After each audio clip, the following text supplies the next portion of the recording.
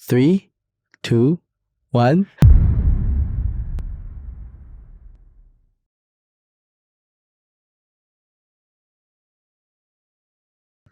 Welcome to the second episode of Singapore's Real Estate Explained, brought to you by our JNA Investments team. And I believe that you have watched the previous intro video.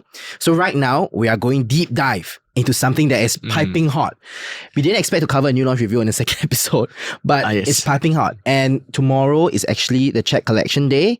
So this video is going to be watched after the check collection day because we are a group of people who don't believe too much about balloting because sometimes developers can increase prices.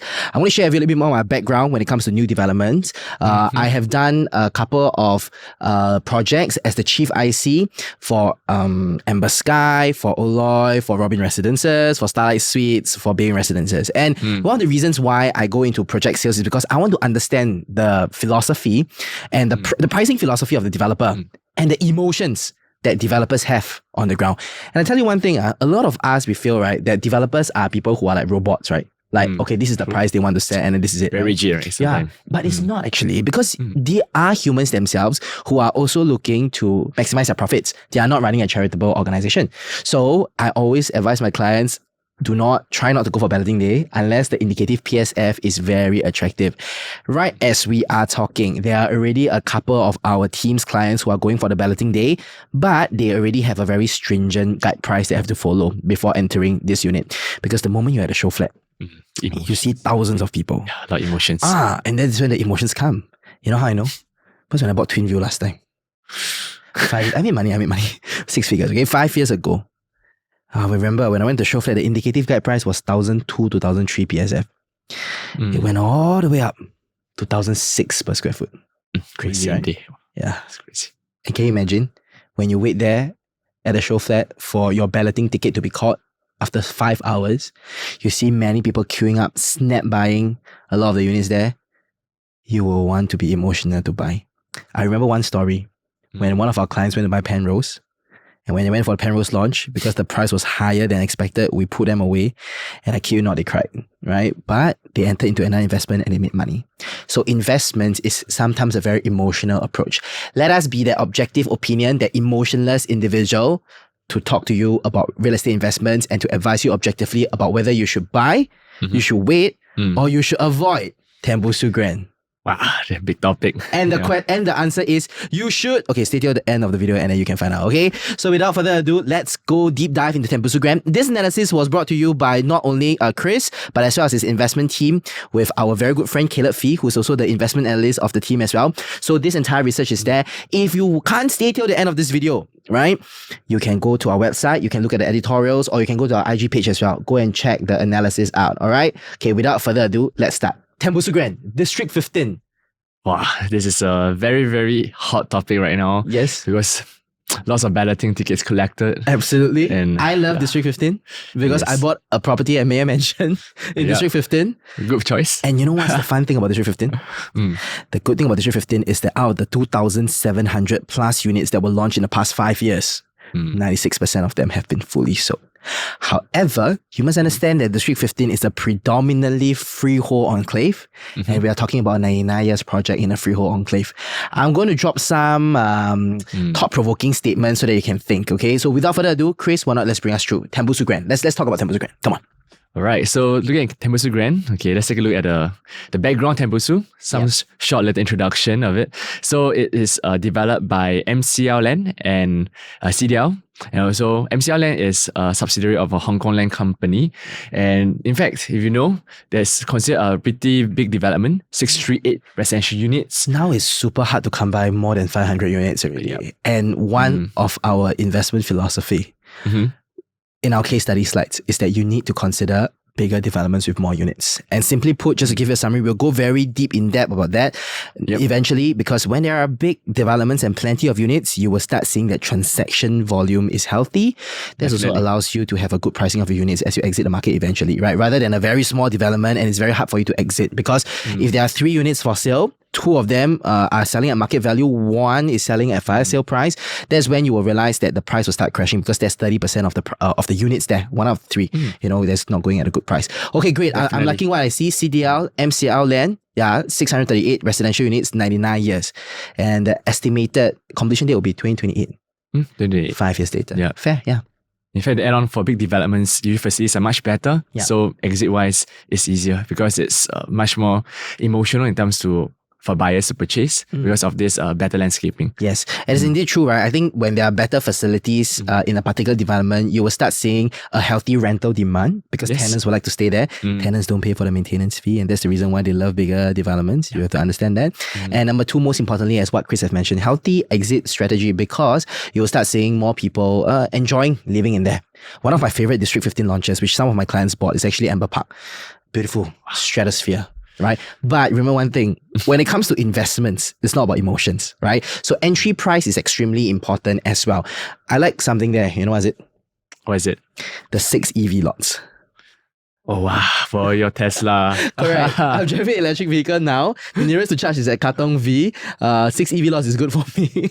That's it. Okay, we are not going too into detail about the landscaping, the facilities of development because we're going deep into the numbers. Today is just purely about numbers approach so that you can empower yourself with objective information. You want more information about, how this development looks like, what we are going to cover a bit more about the layout later, but you can always hop onto our website at jnarealestate.sg. You can go and take a look at the site plan. You can go and see it and talk to any of our friendly brokers who will be recommending you or talking to you about the facilities as well. Okay? Yeah. Definitely. Yeah. All right. So let's jump on. Okay. Developed background is they've developed lands like Lilian Green, Piccadilly Grand, Park Esta. So on the top few RCR, CCR properties that Park Esta, in fact, 100% sold. Made quite a few profits as well. I recall that Lilian Green launch price was about 2003. 2.5, but 2.5 PSF? 2.3. It dropped to 2.3, right? I remember some of our clients buying at 2.3. Yep. And now it's already at 2.7, 2.8. 2.8. So there's 400 PSF in profit. So this is an example of a development where you don't want to enter when the market wants to enter. Because sometimes if you do the proper calculation, you will understand that some developments, right, may not be really priced to sell at the starting few months of the development. Right. And developers being humans, when they are not able to sell their units and they want to refresh their cash flow and go into another development, right? That's when you can start seeing some good sale units that developers will drop in terms of discounted price. We are good at choosing discounted units because we look at this kind of discounted units every single day. So Lilian Green, Piccadilly Grand and Park Esta. How's Piccadilly Grand for you? What do you think? Piccadilly Grand, well, it's moving most of 2-bedders, the 1-bedders are fully sold, only for investment. Whatever left now is the dual key units. Yeah. At a pretty decent PSF, around 2,000 per square feet right now. That's very reasonable for RCR actually. Yeah. Yep. And that's something that I think in the long-term run, we are looking at 4-bedders, 5. Usually when reaching TOP, that's when they start to move a bit faster. I hear you on that. And it's right. The previous time when Piccadilly Grand was launched at, I believe, 2021-22, there were a little bit more of, I think, fear in the market because that time, a couple of years ago, the RCR market has not reached that particular PSF yet. But right now, I don't know whether are you going to show the land bids later? There's coming up future land bids? No, not okay, for then this. the next video, we're going to talk about the future land bids. You will see that 2001 to 2002 PSF in the RCR market now is so hard to come by, right? Let's talk about Park Esta. Yeah, just TOP, just received the TOP, right? Wow, that's one of the star project. Yeah. Back then, it was 1,006. 1,005 people were saying, wow, it's crazy expensive. Oh, mature development. Yeah, correct. Next to a mosque. And, so these are things that they commented at Eunos area. But right now, they are already going at almost close to 2,000 per square feet. Yeah. And this is crazy. For a tier project, they make this amount. So people were saying that the next land bid price is this price is quite very expensive, but must understand next land bid price is always setting a new benchmark in Singapore. That's right. Yeah. So I think there are a couple of questions that a lot of our viewers would ask and our clients on the ground have asked, right? We have served 400 investment clients. We have talked to all different kinds of profile of clients. But one thing we realized that a lot of people will ask us, will property prices crash or drop or not? It is not because we are real estate agents. That's the reason why we're telling you this. But objectively speaking, affordable housing comes from our public housing, which is HDB. And our government has been doing a perfect job in regulating pricing. And that's why you see, even though there was a bull run in 2021, 2022, true. Market, just the first quarter report that came out, right? You start seeing the HDB prices have finally been regulated and it's the slowest ever since 2020, right? The government knows what they are doing. HDB provides housing for 80% of Singaporeans. And then some of my clients, they ask me, Jervis, in this case, does it mean that land bid prices will get more and more expensive? It's very hard for them to see RCR and CCR, or maybe OCR going above 2008 PSF or to 3000 PSF. Yep. Fun fact, Lake Point, right? This is quite scary at Jurong area. They launched at a break-even price of about 2001. Estimated guide price will be about 2002, 2003. That's Jurong. You already have J Gateway that is there at 1009 PSF, right? And I always ask my clients this thing. 5 years ago, have you ever expected that RCR in the UNOS area will be 2001 to 2002 PSF now? 15 years ago, when projects were at about maybe 600, 700 PSF, would you have expected that a PSF will hit 2000? There are two reasons why PSF can continue to rise, personally, right? Yep. Number one is that, simply put, our incomes are rising, right? Number two, the government land sales and en bloc is getting pricier. As I've mentioned before, government is not looking to make affordable condos. They're looking to make affordable public housing, which is HDB. And what I'm saying here, back to you, Chris, is that Leedon Green, Piccadilly Grand, Park Esta, we are seeing healthy profits from MCL land.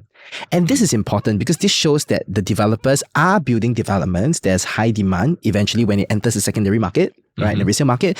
And they price their units and developments well for the buyers to make money eventually. Okay, so that's what I think. Yep. Especially for CDL. Yes. They are quite price sensitive in terms of launching most of land. And that's when it allows it to exit at the right price subsequently. Absolutely. Yeah. All right. So let's move on next. Okay, so yes, your favorite, Amber Park. Yeah. District 15. Yeah. Clients who bought there, now they're selling at almost like a 15-20% profit. Yeah. Canning Hill Pier, currently almost 99% sold. RCR, people never thought, and it broke the entire PSF range. But here's a guess, okay, like for audience here, how much it will be. And it's crazy. 3,000. 3,000 per square feet. And that is only RCR at Clarke Quay area. And a lot of people thought that Canning Hill Piers is in District 9. And it's not. It's in Clarke Quay, District 6. It's not in actually the CCR region.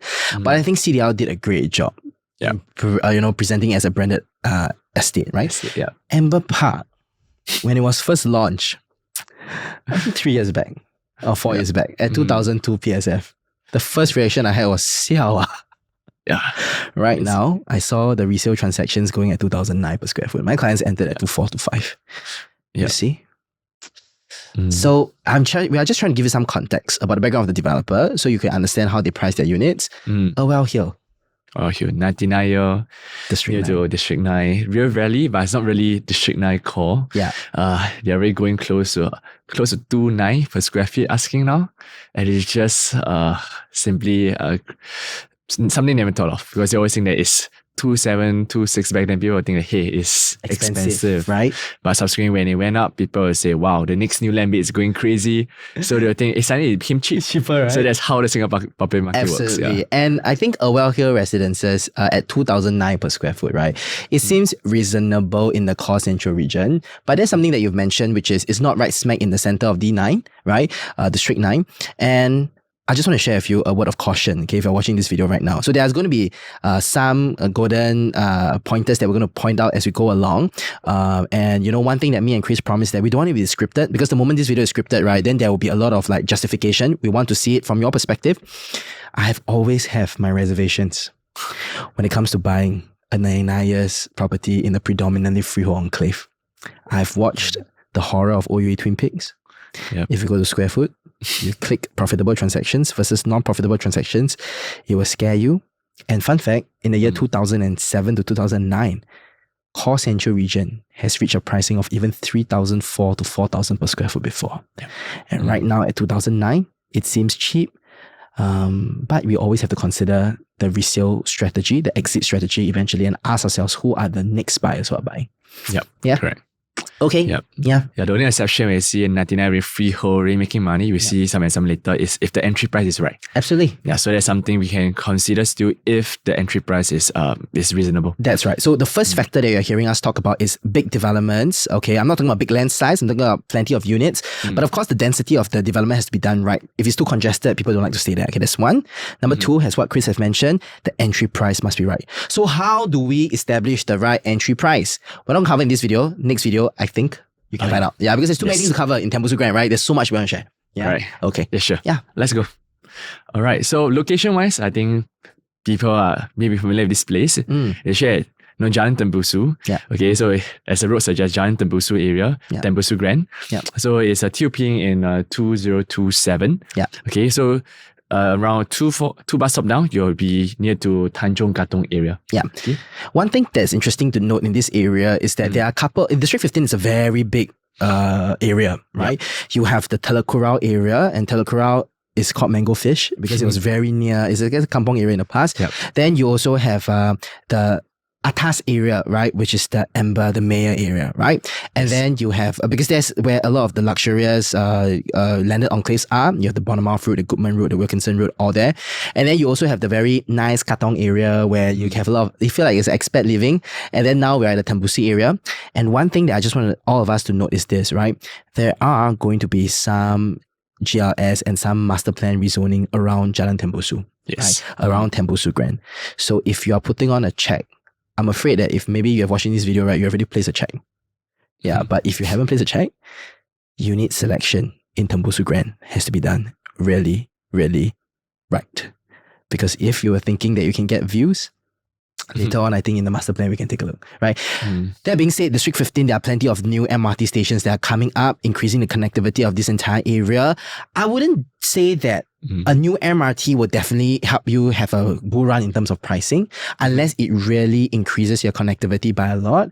Singapore is just so developed already, right? Yep. So we are not people who truly are very all in terms of transformation and MRT lines, because one thing that we note is that transformation as well as MRT lines happens almost in every part of Singapore. Right? Yeah. But there are some developments where with transformation and MRT lines, you can start seeing capital appreciation. And we had to go deep into that eventually. Yep, definitely. All right. So in terms of unit mix, okay, if you look at most of the bedrooms, there's 1 bedroom plus study, 2 bedders, 3 bedders, 4 bedders, and up to 5 bedrooms. So if there's later we dissect what is the supply and demand around in the area, and understand a bit more who are the purchase target group that we're looking at. Looking at the size of the bedroom, right? How do you feel? What do you think about the size of the bedrooms?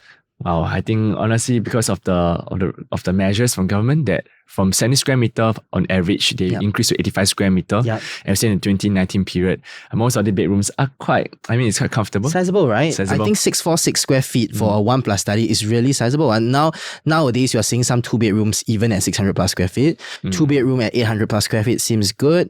And one good thing about new developments nowadays, right, is that there's very little wasted spaces. Like in the past, you may have a bomb shelter, you may have a bay window. Now you don't have that. And I like it. So actually the usable space is actually bigger. Some of our clients who have been buying property since the start, they always ask me, hey, the size is actually dropping already from 1,000 plus square feet all the way to 800 square feet, right? But I tell you, actually the user space is actually still quite healthy, still quite comfortable, right? Yes, indeed. At first glance, which bedroom will you choose? Wow, I would choose the 3 bedroom. Same as me. Plus study. We will choose a 3 bedroom and up. Okay, 5, penthouse, maybe not for investment. 3, 3 plus study if you can. 4 would be good. I believe, and this is just my prediction, okay? Yep. See whether you agree with me. All right. Balloting day, Tembusu Grand, you're going to see most of the 1 bedroom plus study and 2 bedroom being sold out, which is quite common amongst all developments. Right? True. In the past, when we first started real estate investing, we always believed that if you can buy, you faster buy already. Until I bought Twin View, and it's a 2 bedroom, and I almost gave up selling my own unit. I think this will be our real. I bought Twin View and I almost gave up selling my own unit. And it's in the OCR region. OCR 2 bedroom. Under $1.4 million. Seems quite comfortable to buy. But the time taken to buy, the number of inquiries is really not good. So I always tell people this. If you can afford, consider bigger. It doesn't mean bigger the better. Okay, it doesn't mean you go buy 5, 4, right? Think about the demographic in the area, which we'll cover later on. And ask yourself, who are you exiting to? In real estate investments, it's no longer about finding that pot of gold and trying to maximize as much as you can. Ultimately, as you've heard of Chris' story, if you haven't in episode 1, you understand that real estate investment has to be done conservatively. Yeah. Don't bring speculation into an asset that is not highly speculative in Singapore. That being said, yeah. Definitely. Okay, great. We are aligned on this. The 3 bedrooms. Yeah. All right. So let's go. So next part is site map. So site map wise, if you take a look, 2 bedders, okay, they are mainly flush in between all the units. The 3 bedders, if you take note, they are flushing either at the side of the 2 bedders, okay, the side of 2 bedders, or towards facing some of the roadside areas. So something to take note is in terms of buying the right property, facing along with the entry price, okay, is very important. Yeah. Some facing, they may charge you a premium, but it may not be worth the exact premium. Yeah. So these are something we need to be very, very prudent when it comes to selecting right units. Yeah. So that being said, as you can see in the development, about 50% of the units are facing inwards towards the pool. We do not always recommend clients to buy pool facing units because sometimes there's a premium. I always share my clients this, right? I stay in a condo that's facing the pool. Every time when I sleep, I don't see the pool. I see my neighbors. Actually, it should be called neighbor block facing units, but they call it pool. Developers call it pool so that, you can charge your premium. Only when I start looking down, and then that's when I see the pool, right? And you don't want to look down too much, right? So 50% of the units are facing in the inside, 50% are facing outside. But Tembusu Grand is going to be quite interesting because you want to know at maybe the north and the south areas where they are facing, will it be blocked, right? Because you also don't want not so good view. There are some views that are not the best, right? That clients wouldn't want to buy. And that being said, what you mentioned just now about views, right? I think we have seen a fair share of properties making a lot of money because they're high floors and good views. We also have seen a fair share of properties who lost money because the clients entered at a high price because of a good view.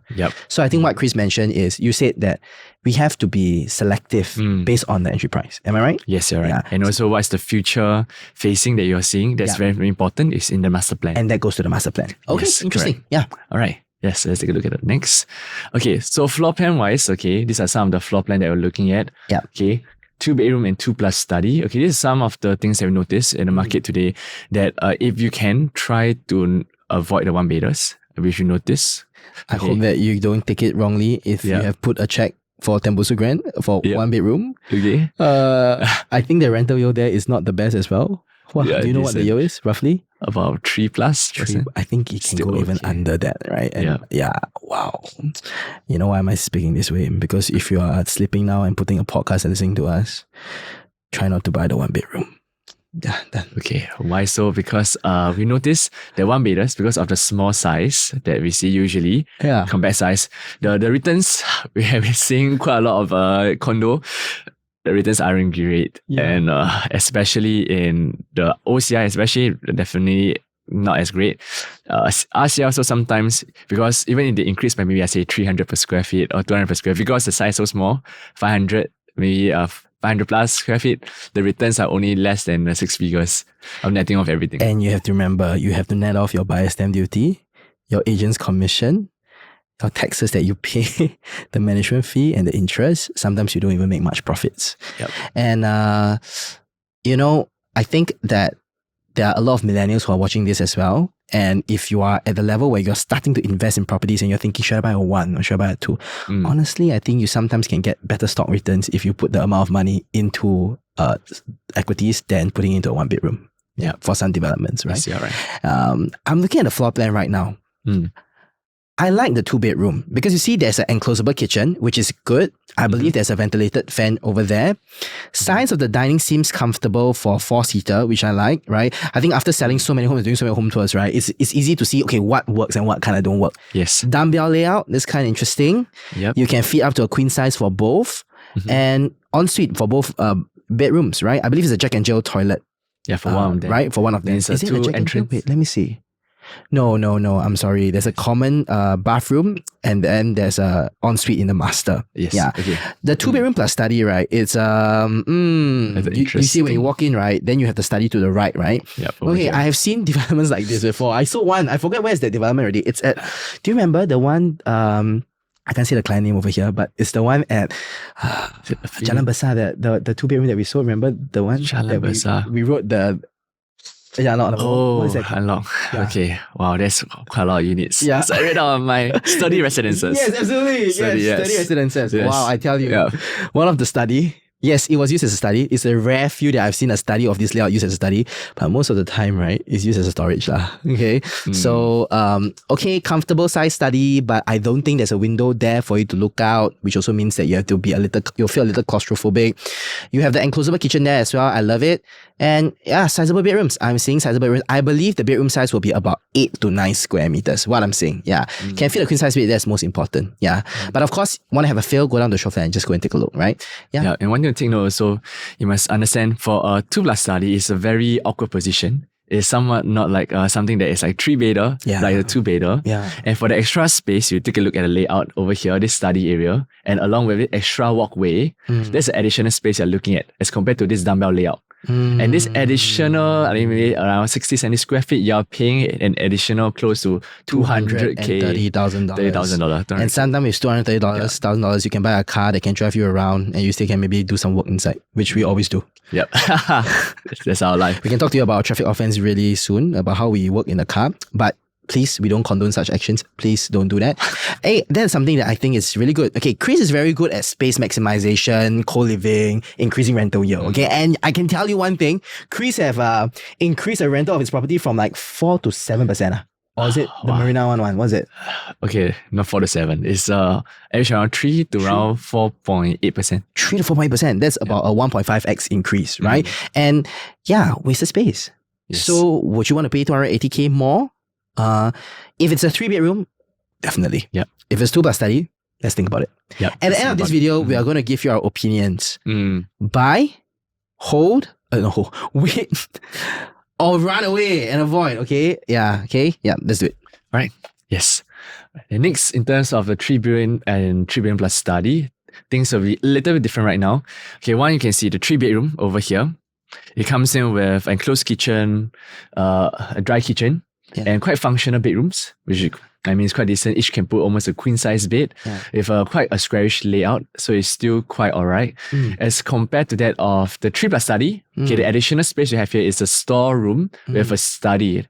So it's something that is quite interesting right here, and you're paying about, I say, close to 400K higher for this 2 space. So once again, we can think about it, whether it's something that you're willing to accept. Because at the end of the day, when exit, the key thing is, in this case, slightly more different, because exit-wise, a lot of buyers, okay, when it comes to a 3-bedroom and 3+ study, they always hope to get an additional storage space or study space for their family. So this is something that it may be a difference in price, but sometimes it may make sense for people to exit. And in terms of exit strategy, 3 billion+ study may have a better layout to exit. But once again, it goes back down to the price, whether it's worth buying for that. Yeah. Okay. So one thing that I realized on the ground is that plenty of the 3-bedrooms, right, are usually owned by families with like 1 kid or 2 young kids. And they usually use 2 of the bedrooms and convert 1 into their study, right? And I feel that the 3-bedroom plus study will be a asset class for someone who has maybe 2 grown kids, have to sleep in 2 rooms and need a study area. But it's rare because someone who wants that study room or the size of the study room or who works from home or studies at home, they will definitely not want to work there perpetually. So they will consider a cheaper 4-bedroom alternative in another district, I believe, right? In a maybe a OCR district, right? So what Chris mentioned accurately, you see the 2.28 million versus 2.69 million, and this is just starting from price. Okay, the price is not out yet, so at the time of this video, the price is not out. Once the price is out, I think we can have a clearer indication. You'll see a $400,000 difference, right? And let's think about our exit plan a little, right? Let's say if today you buy at 2.28 million, you want to sell it at 2.5 million. I think it's still possible. Actually, it's definitely possible. Yes.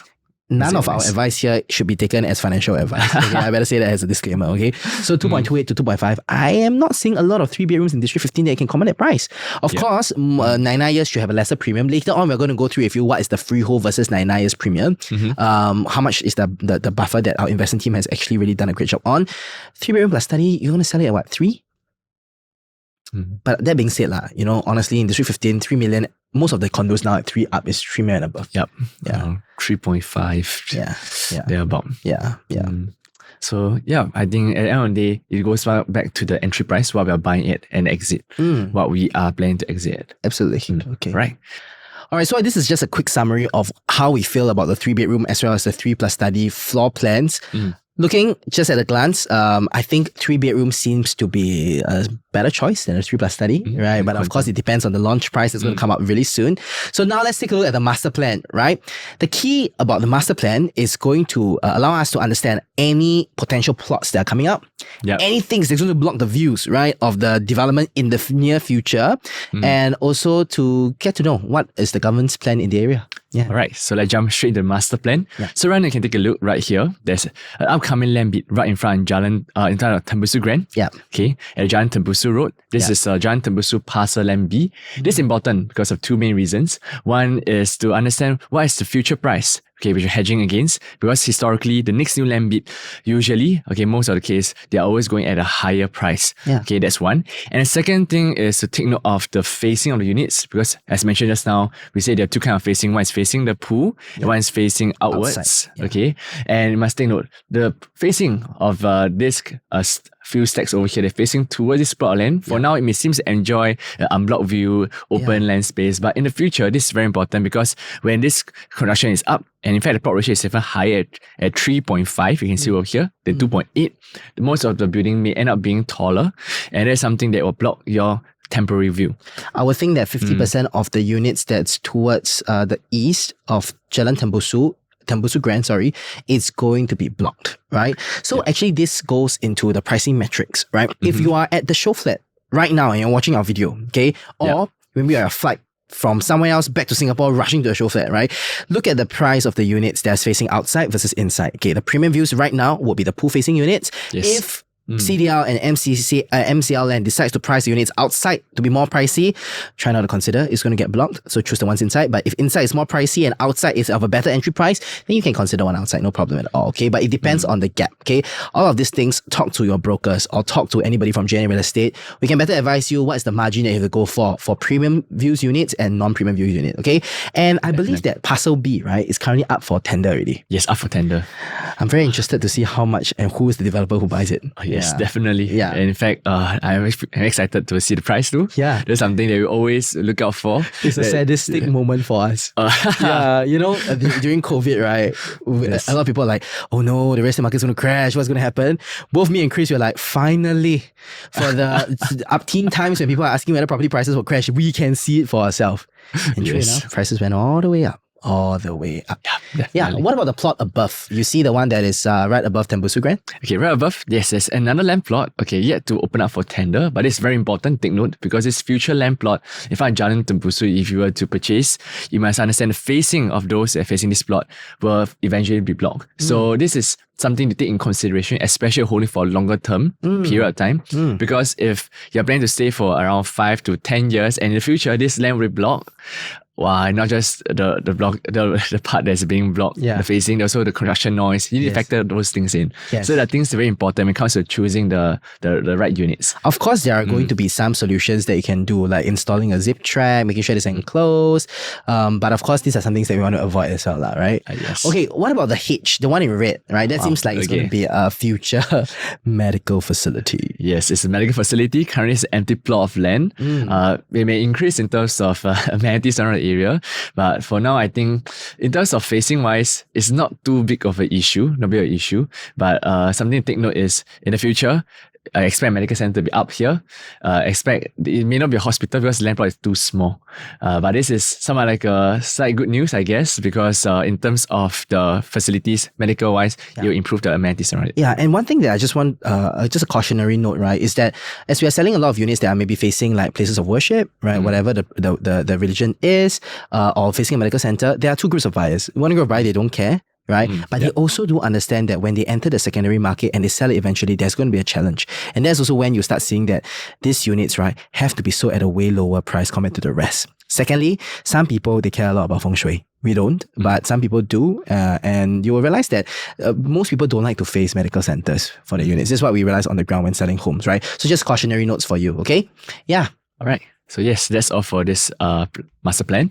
Next up is to look at the surrounding land bits that come around the area. Okay, one of them that is worth looking at, okay, which will launch later and then Tembusu Grand, is this place called Diamond Road. Yeah. Okay, this particular land plot, okay, break even is around 2,001 per square feet, slightly higher than that of Jalan Tembusu Parcel A, which is Tembusu Grand now. So next upcoming land bid will be even higher. And in terms of area wise, if you take note, Diamond Road is near Dakota. Near to that, in fact, if you go down a bit further down, Dakota is actually near to Geylang area. Yeah. But meanwhile, for Tembusu Grand, it's still considered as a comparable land plot, I would guess, in terms of the prestige of land is slightly higher than that of the Diamond Road area. Personally, I would prefer the Tembusu locality compared to Dunman because Dunman, when you drive a little down, it gets a little rowdy at times, right? So I mentioned there's Geylang area over there, Joo Chiat Place also. And Dunman, I believe that would be Grand Dunman. Right, yes, that's Grand launching. Diamond. Right. Correct. And Grand Land bit. yeah, okay, great. It's higher. And then there's the Leaf at MB that is there With as MB, well. that has already been sold. I say about, later you see 86% there about sold. Yeah. And the land bid price is actually launched cheaper. Yeah. But when they launched the price, it was close to, I say around 2.2. Yeah. They actually make a higher profit margin. Yeah. Because they bought the land, you can see. Why they are able to launch at even a higher than break-even price at the market of 2,223, went up to 2,529 even. As well, 2.9 as well. even. Yeah. And that's something that we see because they bought land in 2018, even earlier. Yeah. Yeah. Yeah. And with that, we go on to the next few land plots. I think there's already sold and awarded and almost fully sold for Amber Park. Okay, last time bought at 2001.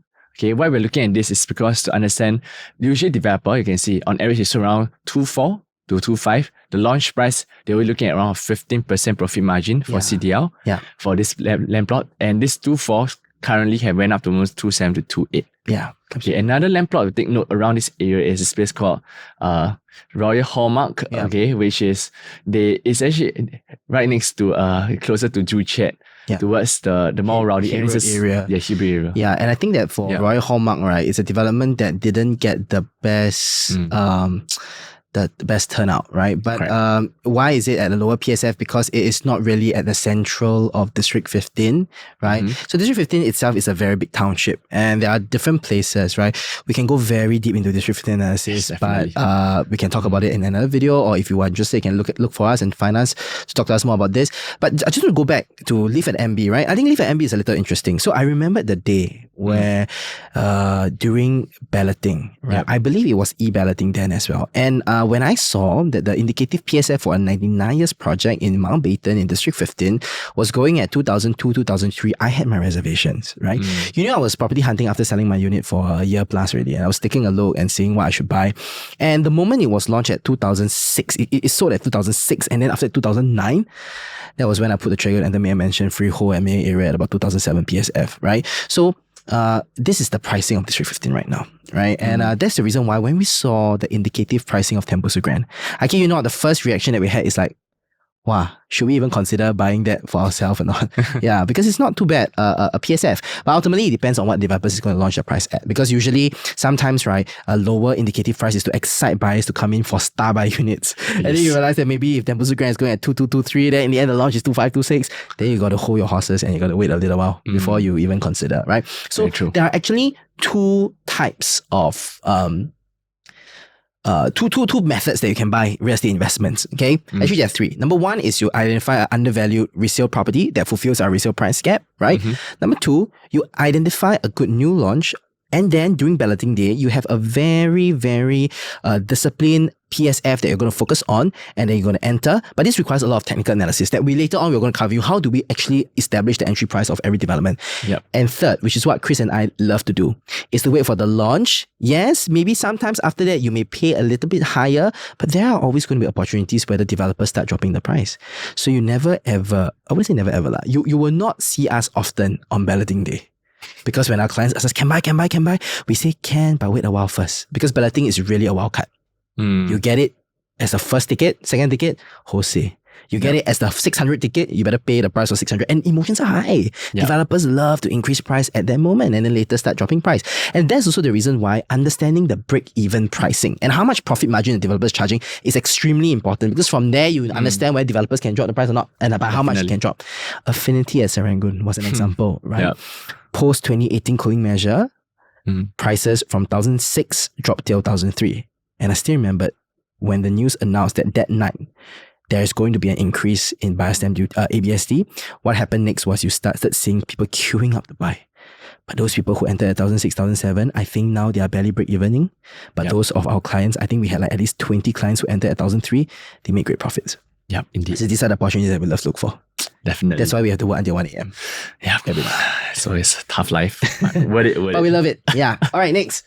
All right. So one more thing to take note for Royal Hallmark, as what Joyce mentioned, why the PSF is low is also because this is a very small land plot, small development. This is a very, I call it a value trap. Yeah. Because it may seem, PSF seems low. Yeah. But in terms of exiting, if you know small developments, transactions are low, as I mentioned at the start of this video. And also amenities are not great. So when it comes to exiting, people always face trouble actually exiting. So this is something you need to take note when it comes to buying your next property. Yes. Ultimately, I believe it's still about entry prices because you see, if a small development entry price is really, really, really good, right? You still can make a profit. Recently, we saw a penthouse at Marshall Residence. I think the owners made $1 million profits, even though there were how many units? 20 plus units, 20 plus units, right? And the reason behind that is, of course, because of we need to ensure that we are able to package the unit the best way possible. We brought staging, we brought cleaners, we did everything necessary. We even brought the 3D rendering down to give the future buyer the perspective. But also, one thing is that the prices caught up, but it takes longer for small developments to profit compared to bigger developments. I remember over like a decade. Yeah, I think there was 12 years, 12, 13 12 years. to 15 years, roughly that. So you're right, because entry price is still important. That's something that we always look at in the long term run. Absolutely. Yeah. Okay. All right. So this is something we're looking at. Okay, if it's a 15%, okay, which what you see they'll do in terms above break-even price, the 2,369 per square feet. Okay, which we actually predicted this way before that of the launch indicative price, but this is something that we notice that is important to keep track of. So now most developers are going for like around 15 to 25% profit. 50% is actually considered quite reasonable, and the profit level of the developer also shows you whether there are indications that they're going to increase the price eventually, or they have already started at a very high profit margin and they're going to drop the price eventually. Correct. There are some developments, right, where I'm not going to name names for now, but there are some developments where you see developers selling at a high price, selling into the market. Once it enters TOP, they sell some of the units at a way lower PSF, and there are hundreds of units that are still stuck in that particular landmark iconic development that is near the sea, near Vivo City, and until now, a lot of clients are making losses. Yeah, so developers' reputation is also very important. Yeah. Correct. All right. So this is the launch price. I think right now, as of April, we see this is the launch price at 1 Plus Sali around 2,368, 2 betas around 2,321, 3 betas around 2,003, 4 betas 2,296, 5 bedrooms around 2,345. Okay, quite interesting because it's quite similar to that of Live at MB launch price. Yeah. Although Live at MB, they bought a land much earlier, that's why it's cheaper and they make a higher profit margin for break-even price. So this is something that I find quite interesting because the DIY CDL, they're not asking for a sky high profit leveraging, and they're asking at reasonable pricing. But of course, what entry price to enter, we will dissect the next video, upcoming video, where we look at more of the technical analysis later on in terms of the price. Yeah.